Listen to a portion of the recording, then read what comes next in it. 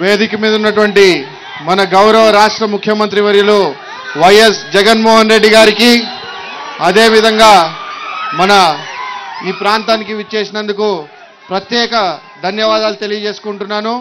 అదేవిధంగా పెద్దిరెడ్డి రామచంద్రారెడ్డి అన్న గారికి, బుగ్గన రాజేంద్రనాథ్ రెడ్డి గారికి, అదేవిధంగా కాట్సాన్ రాంభూపాల్ రెడ్డి గారికి, మా తండ్రి గారు అయినటువంటి గంగుల ప్రభాకర్ రెడ్డి గారికి, అదేవిధంగా మన సర్పంచ్ గారికి, ఎంపీటీసీలకి, ఇక్కడికి విచ్చేసిన ఎర్రగుంట్ల గ్రామ ప్రజలందరికీ కూడా పేరు పేరున నమస్కారాలు తెలియజేసుకుంటున్నాం. ఈరోజు మీ అందరికీ ఇది కూడా తెలుసు, రానున్న 2 నెలల లోపల ఎలక్షన్లు రాబోతున్నాయి కాబట్టి, ఇంకా 45 రోజుల్లో ఎలక్షన్లు రాబోతున్నాయి కాబట్టి అందరూ కూడా రకరకాల జిమ్మిక్కులతో పగిటి వేషగాళ్ళలాగా మీ ముందరికి వస్తూ ఉన్నారు. మీరు ఇవన్నీ కూడా గమనిస్తూ ఉన్నారు. నేను 2 విషయాలు చెప్తాను.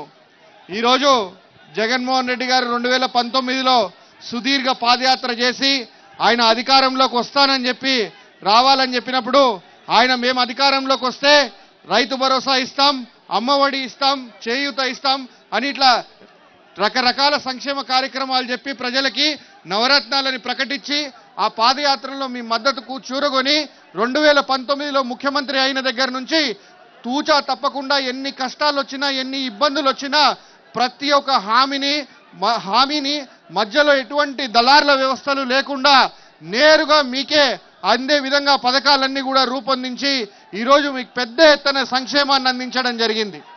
ఈరోజు మీరు చూస్తే అంతకంటే గతంలో ఉన్న ప్రభుత్వం ఏ రోజు కూడా ఒక్క సంక్షేమ పథకం అందించకపోగా దాదాపు 650 హామీలు ఇచ్చి అందులో ఒక్కటి కూడా నెరవేర్చుకునే పరిస్థితి లేకుండా 5 ఏళ్ళు కూడా ప్రజల్ని మభ్యపెట్టి మోసం చేయడం జరిగింది. ఈరోజు కూడా మనకు అధికారం ఇస్తే మనం ఏం చెప్తున్నాం, మీ గ్రామాల్ని మారుస్తాం, మీ గ్రామాల్లో మీ పిల్లలకు మంచి బడులు కట్టిస్తాం, మంచి చదువు చెప్పిస్తాం, మంచి వైద్యం మీకు అందుబాటులోకి తీసుకొస్తాం, మహిళలకు చేయూత ఇస్తాం అని ఇట్లా ఎన్నో సంక్షేమ కార్యక్రమాలు చేసి మీ గ్రామం ఒక రూపురేఖలు మార్చి మీ భవిష్యత్తుని, మీ జీవితాల్ని మార్చుతామని చెప్పి, మంచి చేస్తామని చెప్పి మనం ఈరోజు మీ అందరినీ కూడా మాకు మరీ తిరిగి అధికారం ఇవ్వండి అని చెప్పి కోరుతా ఉంటే ఈరోజు ప్రతిపక్షాలు ఏం మాట్లాడుతున్నాయో మీ అందరు కూడా గమనించండి. మాకు అధికారం ఇస్తే ఒకడంటాడు, రేపు నా దగ్గర ఎర్ర బుక్ ఉంది, ఎర్ర బుక్కులో పేర్లు ఉన్నాయంటాడు. అంటే మీరు వేసే ఓటు మీకు మంచి జరగడానికి వేయాలనా, వాళ్ళ పగలు ప్రతీకారాలు తీర్చుకోవడానికి వేయాలా అని చెప్పి మీ అందరు కూడా ఒకసారి ఆలోచన చేయమని కోరుతా ఉన్నాను. ఇక్కడ ఒకడున్నాడు, వాడంటాడు రేపు మా ప్రభుత్వం వస్తే మీరు గుళ్ళల్లో బళ్ళల్లో దాచిపెట్టుకోవాలంటాడు. మేము కూడా ఆళ్ళగడ్డ వాళ్ళమే, గుళ్ళల్లో బళ్ళల్లో దాచిపెట్టుకోవాల్సిన అవసరం రాదు, కలలు మానుకోండి. మీ ప్రభుత్వం రాదు, మీరు అధికారంలోకి రాదు, వచ్చేది జగన్మోహన్ రెడ్డి, రాష్ట్రంలో వచ్చేది వైఎస్ఆర్సీపీ, ఎగిరేది వైఎస్ఆర్సీపీ జెండా అని చెప్పి గుర్తుపెట్టుకోమని చెప్తా ఉన్నాను.